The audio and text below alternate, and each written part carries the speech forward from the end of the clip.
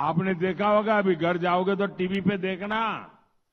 आज यहां पड़ोस में झारखंड में नोटों के पहाड़ मिल रहे हैं, नोटों के पहाड़। लोगों का चोरी किया माल पकड़ रहा है मोदी वहां।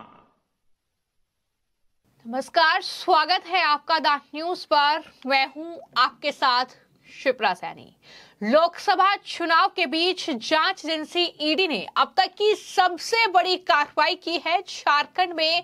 दरअसल आलमगीर आलम जो कि मंत्री है झारखंड सरकार में, उनके निजी सचिव संजीव पाल के हाउस हेल्पर के घर पर यह छापेमारी हुई है और जिस तरीके से ये नोटों का पहाड़ मिला है, नोटों की गिनती अब तक जारी है। लेकिन इस पूरी छापेमारी को लेकर, ईडी के इस बड़े एक्शन को लेकर अब प्रधानमंत्री नरेंद्र मोदी ने विपक्ष पर बड़ा हमला बोला है। दरअसल उड़ीसा के नवरंगपुर में एक चुनावी जनसभा को संबोधित करते हुए पीएम मोदी ने यह साफ तौर पर कहा कि आपने देखा होगा, अभी घर जाओगे तो टीवी पर देखना, आज यहां पड़ोस में झारखंड में नोटों के पहाड़ मिल रहे हैं। नोटों के पहाड़ा, लोगों का चोरी किया माल पकड़ा जा रहा है। मोदी वहां पर लोगों का चोरी किया हुआ माल पकड़ रहा है। इस तरीके से जनता को उन्होंने बताया कि किस तरीके से झारखंड में यह बड़ी छापेमारी, जो कि झारखंड में जाहिर तौर पर झारखंड मुक्ति मोर्चा और कांग्रेस पार्टी, जिसमें आरजेडी भी शामिल है, गठबंधन की सरकार है। हालांकि पूर्व मुख्यमंत्री जो हेमंत सोरेन है वो जेल में बंद है घोटालों के सिलसिले में ही। लेकिन अब ये एक और चौंकाने वाला मामला, जहां पर जब एक मंत्री के दरअसल निजी सचिव के जब हाउस हेल्पर के घर पर छापेमारी की जाती है तो इतनी बड़ी संख्या में वहां पर नोटों की बरामदगी होती है। यह अपने आप में एक चौंकाने वाला मामला है। हालांकि अभी भी नोटों की गिनती चल रही है, जिसको लेकर पीएम मोदी ने अब जनसभा को संबोधित करते हुए यह बड़ा हमला बोला है। सिर्फ इतना ही नहीं, पीएम मोदी ने जनसभा को संबोधित करते हुए जनता से यह भी पूछा कि इनकी कमाई बंद कर दूं, इनकी लूट बंद कर दूं तो ये मोदी को गाली देंगे कि नहीं देंगे। ये सवाल उन्होंने जनता से पूछा और कहा कि गाली खाकर भी मुझे ये काम करना चाहिए या नहीं करना चाहिए। ये जनता मुझे बताएगी कि क्या आपकी पाई पाई मुझे बचानी चाहिए या नहीं बचानी चाहिए। इस तरीके से पीएम मोदी ने विपक्ष पर जोरदार हमला बोला है। क्या कुछ प्रधानमंत्री ने कहा है और किस तरीके से जनता को यह बताया है कि आपकी जो कमाई है वो दरअसल इस तरीके से जो नेता हैं वो दरअसल उनके ठिकानों से बरामद हो रही है। पीएम मोदी ने यह भी कहा कि योजनाओं का जिक्र करते हुए कि दिल्ली से मैं योजना का एक एक पैसा भेज रहा हूं, लेकिन 1 रुपया अगर भेजता हूं तो सिर्फ 15 पैसे ही आप तक पहुंचते हैं। बाकी जो पैसा है वो इस तरीके से अब नेताओं के ठिकानों से निकल रहा है। क्या कुछ पीएम मोदी ने कहा है, सुनिए। कि मैं दिल्ली से 1 रुपया भेजता हूं, गरीब तक सिर्फ 15 पैसा पहुंचता है। यानी 100 में से 85 पैसा ये कांग्रेस का पंजा लूट लेता था।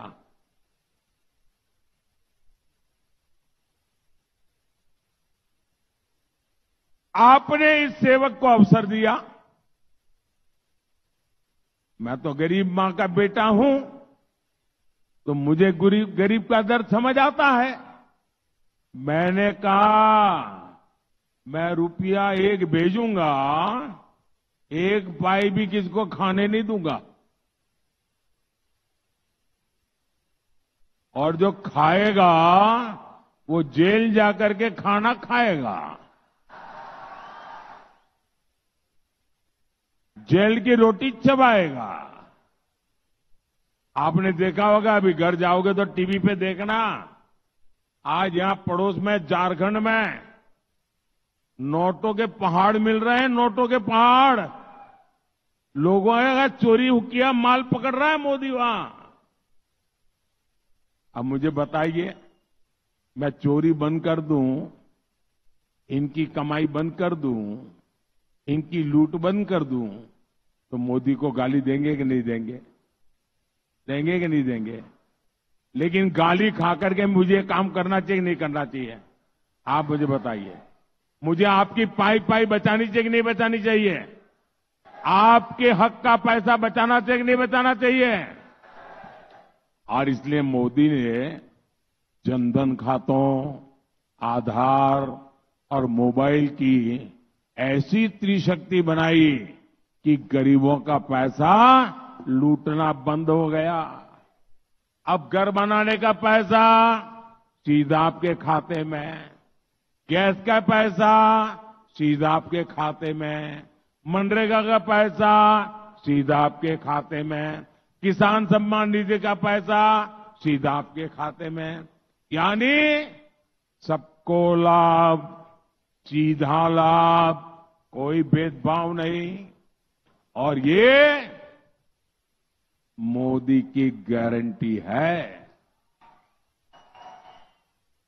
तो ग्रामीण विकास मंत्री हैं झारखंड सरकार में आलमगीर आलम, जिनके ठिकानों से दरअसल जो उनके हेल्पर हैं उनके ठिकानों से ये 20 से 30 करोड़ रुपए नगद बरामद किए गए हैं। हालांकि नोटों की गिनती अभी चल रही है। एक दूसरे ठिकाने से लगभग 3 करोड़ रुपए जब्त किए गए हैं। तस्वीरें सामने आई है जहां पर तमाम जो ईडी के अधिकारी हैं वो दरअसल छापेमारी कर इन नोटों की गिनती कर रहे हैं। और जो नोट बरामद हुए हैं उसमें ज्यादातर 500 रुपए के नोट है।